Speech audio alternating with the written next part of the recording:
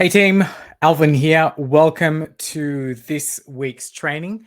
And today, for the whole week, really, the themes has been one of the major problems that we experience as bricks and mortar retailers in growing our business, and that is the whole deal about reducing employee turnover.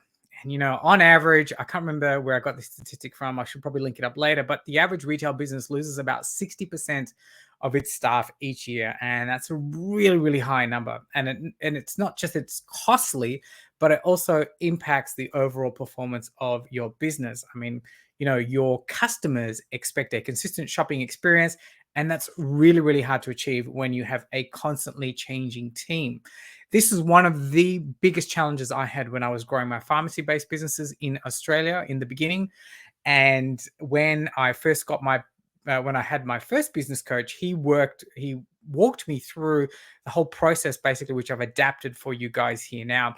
I obviously won't go through the whole process. I'm just going to give you the high level overview. As always, there is a worksheet associated with this. If you want a copy of the worksheet, just pop the word worksheet below, and I will get it out to you, or one of the team will get it out to you. So I've called this the Turnover Terminator Workshop because it's a fun name. And I think this whole idea of being really proactive and getting rid of this problem like the Terminator would of the constant employee turnover is so important. And so let me just roll through it. I think that's the best way to get started. Okay, let's roll it up here. Yeah, that looks good. Fantastic. The Turnover Terminator. So here we go. So the main problem that we have, as I alluded to earlier, is that if we are running a bricks and mortar retail business and we are constantly experiencing this issue, we're going to have to be constantly having to recruit and train new employees. And I don't know about you, but I always found that very, very draining to do in the beginning when I had no systems and procedures in place, when I certainly had no management in place. And basically, it just causes a loss of productivity because I'm sure you are trying to run and grow your business, but all of a sudden you're having to fill in the gaps. Not only that, the rest of your team have got an increased workload because they're having to fill in the gaps of the person that just left. And on top of that, your expenses are going up because you've got all these extra recruiting costs and hopefully the training costs as well, which is a good thing. But you're just having to spend more of it to train your team members, And basically, this makes it very, very difficult to maintain a positive and cohesive retail work environment with all these high turnover rates happening in our business. It's just so annoying. And, the cause of this, well, I don't need to tell you this as a bricks and mortar retailer, but when I used to, you know, basically when I was running my pharmacies, the cause was the fact that I hadn't really set up any adequate systems for training.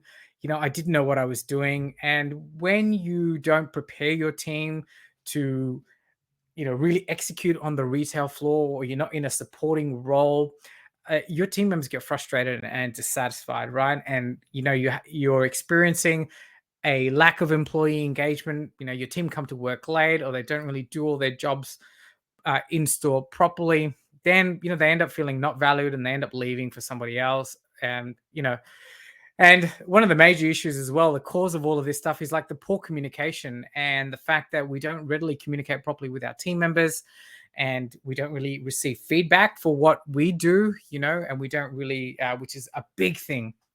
That's so important. And we don't really recognize our team. We don't really grow our team. So all of these things can cause really, really immense frustration for us when we're running a business. It can get really, really overwhelming because we're constantly having to put out fires. It gets super stressful. It gets super, it can get really, really anxious running your business, and it just really, really uncertain. And not to mention, everything just goes out the door, right? So what I want to run through with you is if we get this right, if we get this portion, this turnover terminator piece right, we're going to be basically riding down the street confidently in our bicycle. We're going to ensure that we're having a business that's growing. We've got a team that's engaged. We have a team that's being developed properly. We have a team that's actually growing our business, right? And we've got a roster that's so fluid. Oh man, wouldn't that be great? I always used to remember when they in the beginning used to be holes in my roster and everybody's scrambling. But imagine if you got that right and everything runs smoothly, so smoothly when you get to the point where you can then offset and hand off everything else to a retail manager or somebody else in your store, and you can just really continue focusing on growing the business and moving on to your next project. I think that's so important. But if you get this right, you are just going to be in a really great place to continue to grow, scale your business, and take it to the next level so that you can be living your dreams and doing everything that you want to do. So what do we need to do? Whoops. So what do we need to do? Three basic things that I think is really, really important to ensure that we don't have, high employee turnover. I'll run through the three of them, and I have a worksheet that uh, yeah, I guess it's a worksheet. It's for my clients. I'm not going to run through it here with you, but I'll give you the overview. As I said, if you want to copy the worksheet, just pop worksheet below. You can have a read of it, implement it in your business. Obviously, if you're a client of mine, then we go through it in depth. But in depth, let me run through it with you, man. My throat. Let me just grab some water. Talking too much. Okay, so here's what you need to do. All right, so goes without saying, we need to start to train our team, and the training component is really important. It's I speak about this all the time, but it is something that we neglect, and it's something that we need to be so on top of to have an engaged team, right? And I'll go through it in depth on what you need to do. So that's the first thing. You need to train your team. The next thing is you need to create culture. I mean, this is such a hilarious thing, right? Because how many of us have been taught how to create culture? Like, I had no friggin' idea how to create culture in my pharmacy business. Like, what is culture in the first place? But once I got taught how to do it, once I really understood what culture means, and I could see the impact that was having on my team, on the floor, on the sales, it really just took my businesses to the next level, and it really made me understand like what it's really all about. And it's basically a process that you need to run through. Like I mentioned, I'll go through the overview. You can do that. I'm not going to go through all of it. So we need to create a culture, right? And so once we start to ensure that we have a process in place for training our team regularly and developing our team, we start to create a culture. Then all of a sudden, we have a little bit of cohesion within the four walls of our bricks and mortar store. We are, you know, it's going to make it so much easier for your team to do their work. You're going to have set up systems in place to receive feedback and give them feedback. And everything's just going to be, you're just going to be like you're on fire, and your retail team is going to be performing really, really well. And I think this is one of the biggest opportunities that we have. And I don't think, I know, as a bricks and mortar retailer, over our e-commerce cousins, we have this wonderful opportunity to connect in real life with people that are walking into our store. And a lot of people still want that, and it's not going away, which is probably why you're still in business. You've realized that as well. So create culture. So once we've got this dynamic team in place, we've got processes to develop our team to manifest, create this culture, then what we need to do is really get to the one of the root causes, which is making sure that we're doing the hiring really well, and we are hiring the right people. Same thing here. Like, who teaches you how to hire? I mean, there are human resource companies that do this all the time, and even then they don't get it right. So we've got to do the very best that we can in being a retail business owner, wearing many hats in our business initially until we step away and work on step away from the day to day. But really, really important that we have processes in place to hire people. I would love to, so many of my clients that I speak to, and certainly me in the beginning, like, I had no process for hiring people. I would just get people in. I would print off a set of template interview questions, and really that was it. Because for many of us retailers, we are always behind the eight ball, in that somebody leaves and we quickly have to fill that spot. I know you know what it's like. I was in the same situation. It is just so annoying and frustrating. All you want is another body in your store just to do the work.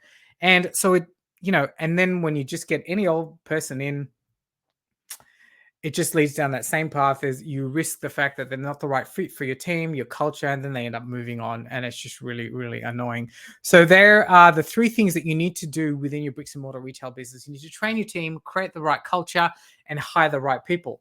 But yeah, easy, Alvin. How the hell do you do that? Well, I'm going to run through with you the process on a very, very high level.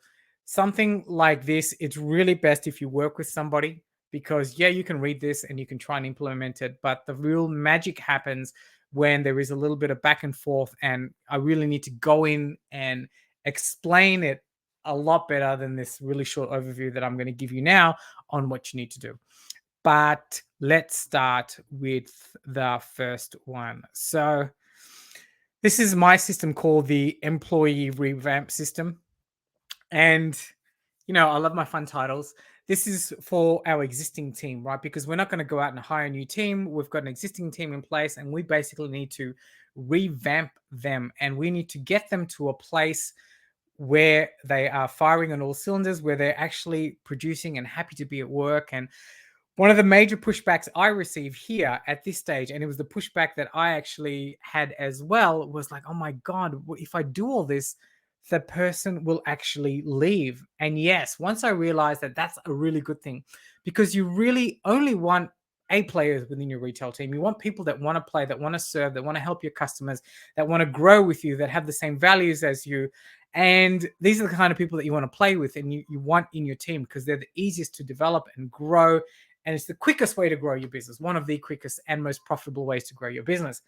So yes, there is a little bit of limited mindset thinking, I think.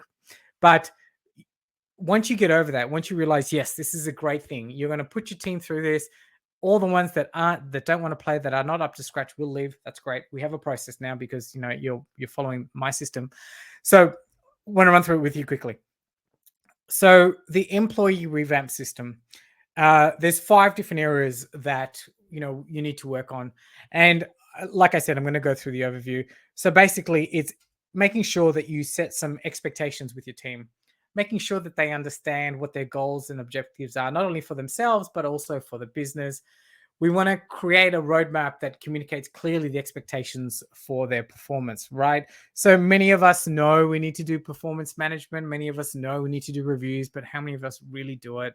Like, we may have some templates, but really you so need to do it, because that not only brings people up a level, but it also makes it much easier for you as the retail business owner to then hand on this system to your manager so they can implement it in store while you are out at the beach on a holiday. So you don't really need to worry about it. So really, really important. So that expectations, ongoing training, I have harped on all the time. It amazes me how we are still reluctant to do that. If you can have a look at some other trainings, make sure we're having pizza, make sure we're doing drinks and that kind of thing, and constantly training our team, not only in product and that kind of training, but making sure basic customer service training is on top. We're on top of it. NLP, all that kind of match and mirror things beyond the scope of this workshop, the Terminator workshop. The next thing is feedback. So important. We need to provide feedback to our team regularly, and many of us don't really know how to do that. And so we need to ensure that we have a system for doing that. We have a system, of course, if you're a client of ours, but this is just an overview, like I keep mentioning. I won't mention that anymore. So, and the other thing that we need to get good at as part of the feedback is recognizing their successes. Mentorship is really important. So this is where we get our existing team to mentor and train the new team members that are coming in, and other not as experienced team members. And this is a great opportunity for our not as qualified employees to learn off the older ones who are a little bit more qualified. But it gives an opportunity for your 18 players to mentor other people, and a lot of people love that. When you put someone in a mentor position, it gives them a little bit of ownership. You will notice the change in their behavior, because now they have been given this responsibility. And yes, I know as retailers, as owners, we are very reluctant to give ownership many times to our team members, but we need to shift that thinking. So yeah, that's what you need to do. And celebrate is the last one of the employee revamp system. We need to celebrate their achievements, recognize their success, and reinforce a culture of growth and development. And I'll talk about culture later on. So that is the employee revamp system in a very, very quick way of just some of the essential things that you need to do in your shop. So the next thing is culture, right? Where I spoke about how you create culture, like this is an ongoing process, but a process that's often forgotten, and it's really simply because we have no idea how to do it. No one teaches us these things, but here we are. Here's an outline of what you need to do. So understand the core values. We need to ensure that we know what our core values are. Hopefully you've done all that. We want to make sure that our core values align with the brand of our shop, and we need to make sure we communicate this clearly with our team. We also want to lead by example. So we want to model the behavior that we want to see from our employees. It sounds basic, but for many of us bricks and mortar retailers, we end up doing two different things. We do something else on the floor, and we expect our team to do something else. And yeah, that's not a great way to go.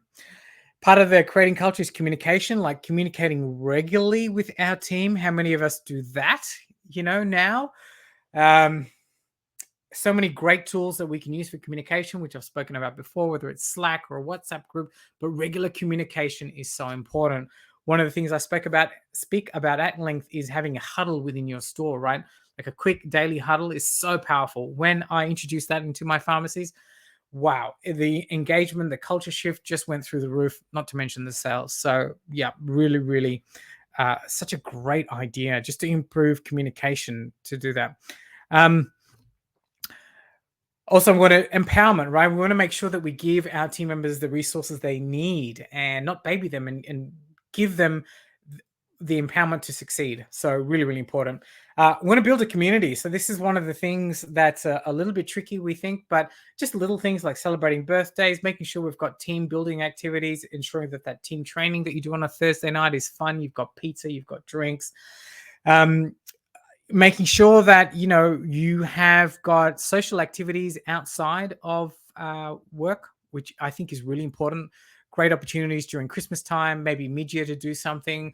A great idea that we implemented within our store, within my stores at the time. We obviously did an end of year Christmas thing, which was really good fun. But mid-year, if we reached our targets, we would go bowling or whatever fun thing. And in the end, when you create this system, you don't even need to come up with the ideas, because you pass this on to a manager, excuse me, and they engage the team, and you end up doing like, hey team, what do you want to do if we hit our targets? What would you like to do mid-year? And everybody lists their answers, and then whatever they pick, a group consensus, that's what you do mid-year, and you get buy-in from your team, because we all know we're working towards this common goal, and we're doing something that we all want to do together. It's just amazing. It is so much rocket science, is it not? So really, really important. So that's the culture playbook on how you develop and create culture within your bricks and mortar store. And of course, the last thing is hiring.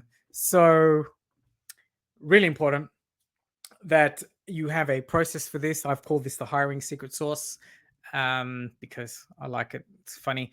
Want to make sure, I think the thing that we often forget is making sure that we really define our the specific skills and the experience and the personality traits of the role that we're filling. So we really need to take some time to sit down and think about that. Following on from that is, of course, a job description. Wow, it's just hilarious how many of us still don't have job descriptions. You got to do it. It is just so important, because only then can everything sort of fall backwards. And how do you expect your team members to do things if they don't know what to do, because it's all in your head? You need to get that down on paper. So the job description is so important. Screening. So we need to ensure we have a process for screening our applicants. If you work with me, one of the things I love is a Google form, and we get all our applicants to fill out Google forms. I don't really like resumes because we can buff them up.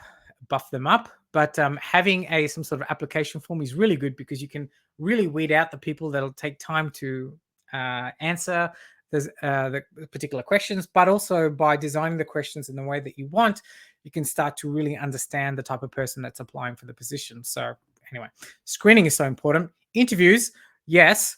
Of course, multiple interviews are really good.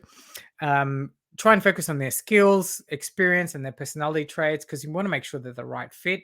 And the final part of the hiring secret sauce is to always be hiring. Now, when my first business coach taught me this was such a game changer because when you always have an ad in the marketplace, when you're always constantly looking for people, constantly looking for superstars, and if you get a superstar, you put them on. But this does a few things because when your whole team know that you're constantly hiring, you're going to weed out the C level and the B level players. They're going to be like, well, Alvin's hiring for somebody else, I may as well just leave. But the real people that you want to have in your business that are really good, if they get this, that they know their job is always up for grabs. And these are the people that they're going to be continually performing. So, there is Indeed. In Australia, we've got Seek. There are so many other ways that we can constantly be hiring for team members. And I think it's really, really important that you do that so you don't get into this situation that, when somebody leaves, you're stuck. And you can always call on a rather large pool of potential retail superstars to work in your business. Such an easy concept, but like anything that we do, it's all about in-store execution. So that's the hiring secret sauce. So in summary, for us to be hitting home runs and excuse me, talking too much. For us to be hitting home runs in our bricks and mortar store, the whole key is investing in our team. It's such a novel concept. I know making sure that we keep our team happy, that we're giving them the opportunity to learn, to be trained, to advance, to grow. So important. And we want to make sure that we're creating a culture in our business because culture is so important. Otherwise, it's just going to be really, really toxic. I'm sure you have worked in places like that. And the last thing is we want to make sure that we hire right and we always are hiring. We always have a processing price to hire. So there you go. That's the Turnover Terminator workshop. Like I said, if you want a copy of the worksheet, just pop the word worksheet below. And hope you found that useful. If you need any further questions answered, just send me a message. If you want to work together, send me a message. Other than that, until the next time we chat on a Thursday, catch you later. Ciao.